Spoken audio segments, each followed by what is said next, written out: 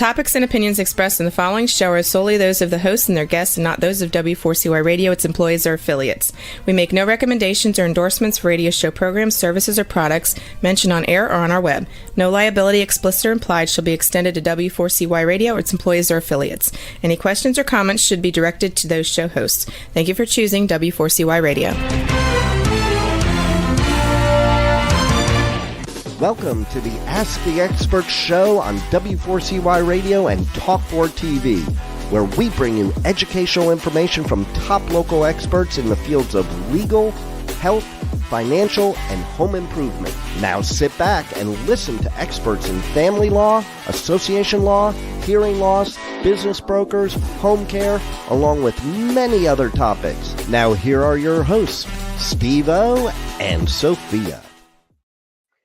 Hey, good morning, Philadelphia. Welcome to another Ask the Expert show in our 16th year, bringing you the finest experts in the field of legal, health, financial, and home improvement. The Philadelphia market is kind of dear to my heart because it was our second market that we opened up with Ask the Experts. And we were on radio there for 12 years until we switched over to a much larger platform. And then we got so many questions, people asking about weight loss, about hormone replacement. Then it turned into functional medicine. Well, we found one of the top wellness centers in Philadelphia with Philly Wellness Center. Let me introduce you to the owner, Katie Harris. Good morning, Katie. Hi, thanks for having me. Hey, listen, I love having you on the show. We just got an email right before we went on the air, someone wanting to know what all areas do you treat at your wellness center? We actually treat a lot of things. We do hormone therapy, weight loss, but I also look at health and disease as a whole, and we really go for root causes. So, you name the health condition, and I can bring it back down to membrane science and mitochondria health. We really focus on fixing those foundational issues and then watching the symptoms kind of disappear one by one as you fix the root problem. So the other question, the follow-up is the person in Philadelphia keeps, this is their second time, so I want to make sure I get this one on the air, about bioidentical hormone replacement. Can you please explain that? Yeah, so there's lots of hormone therapy out there, right? And we distinguish it between two separate categories. So you have synthetic hormone therapy and you have bioidentical hormone therapy. So, to take the synthetic first, that's basically hormones that have been created by the pharmaceutical industry. Now, in order to patent a drug and make lots of money off of it, it has to, one, alter or block a pathway, which is the FDA definition of a drug. Or two is it has to be unique. So it can't be something that's found in nature, right? So you can't patent vitamin C, you can't patent a hormone, you can't patent anything that's naturally found in the body and then claim that other people can't have it. So what they've done is taken the structure of the hormones and they've added components to it, which then does some sort of alteration or blockage in the body, in addition to adding hormone therapy.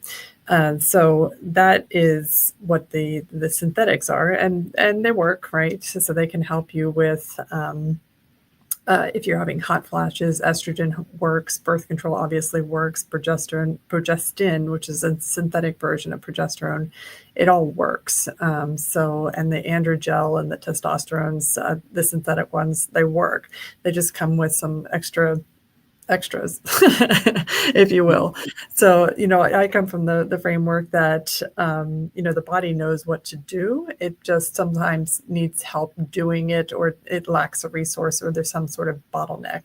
So when we use bioidentical hormones, it is the same exact chemical composition of the hormone molecule. So the body couldn't tell the difference between what I give it and what it would produce naturally.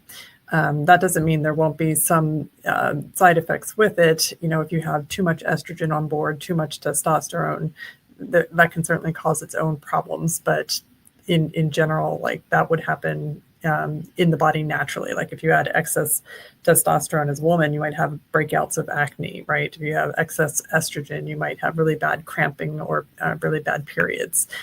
So that can certainly happen.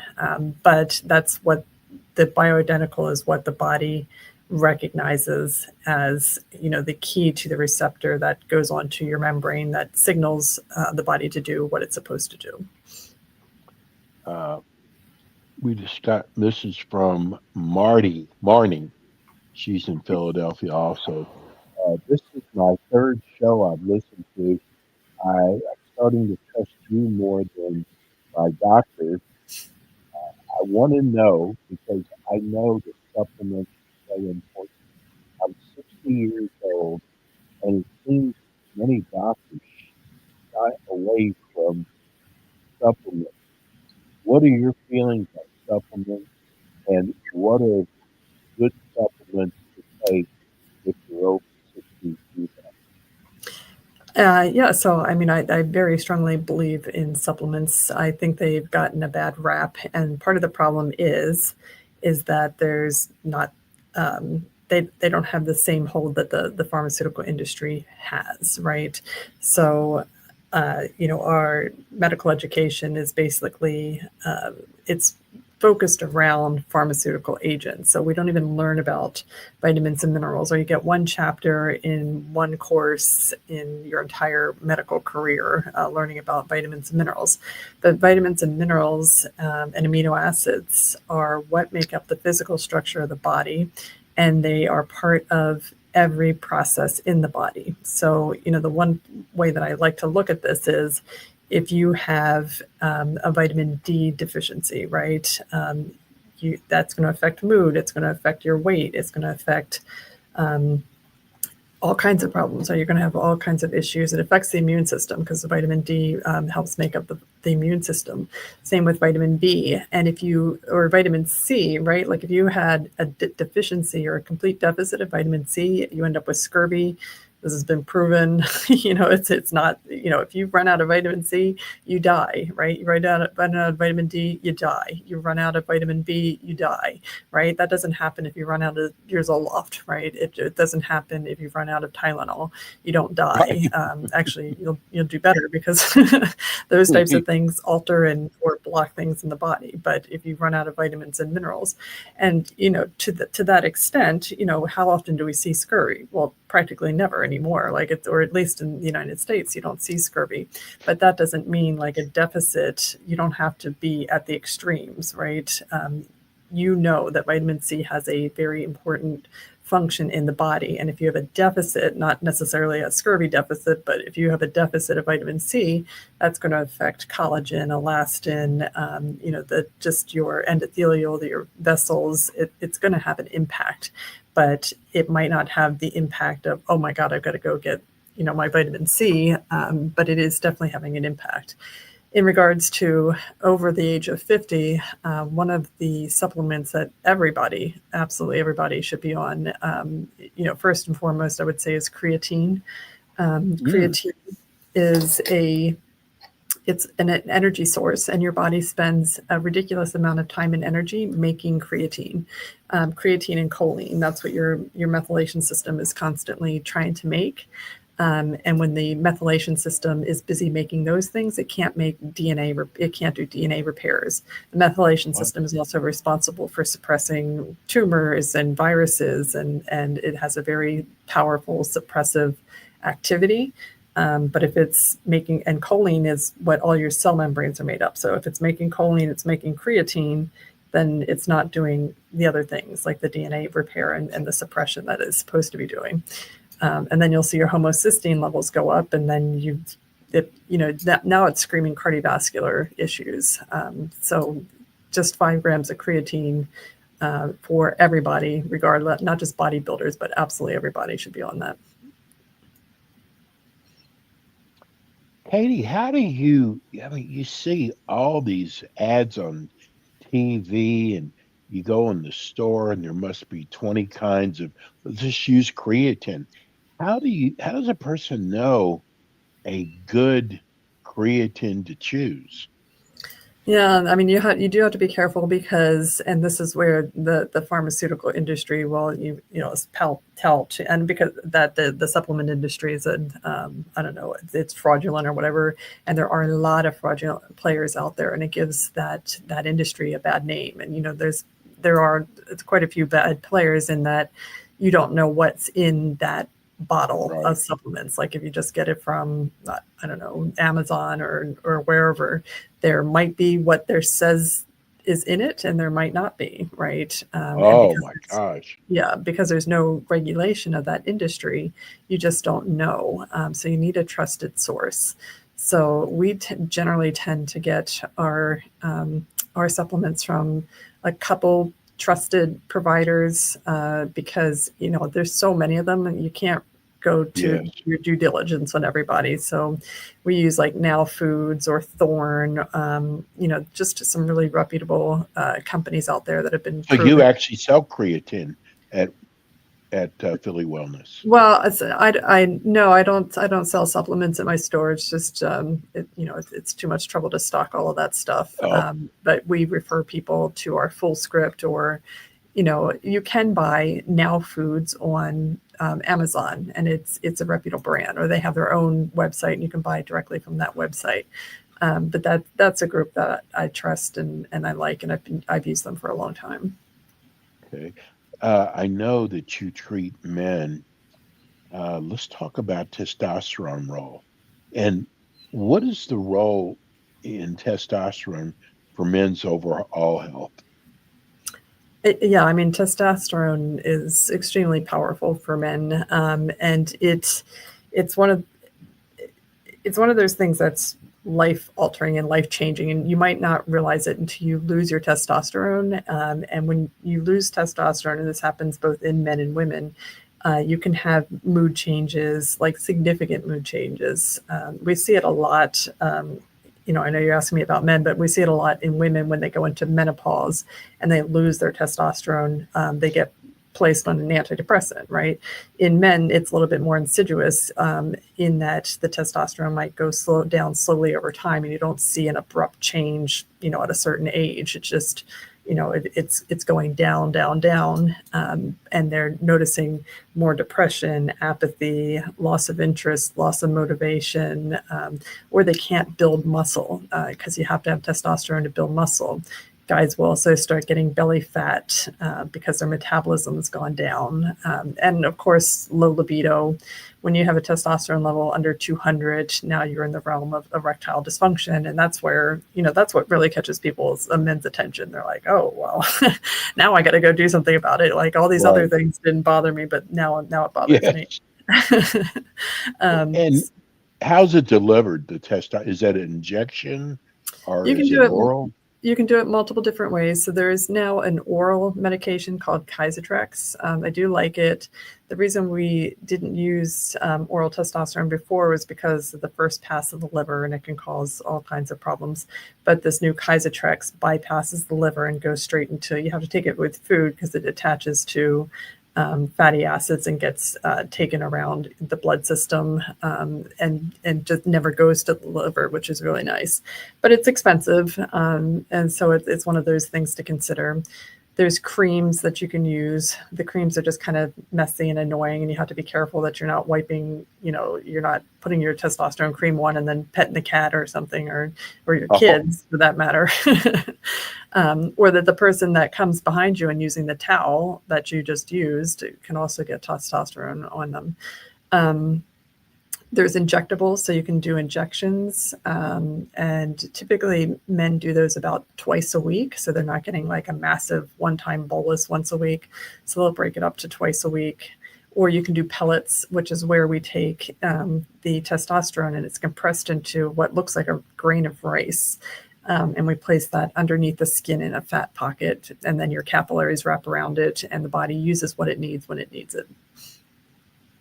I was surprised. I always for some reason, thought low testosterone was for older men and women, but it can happen in young people also.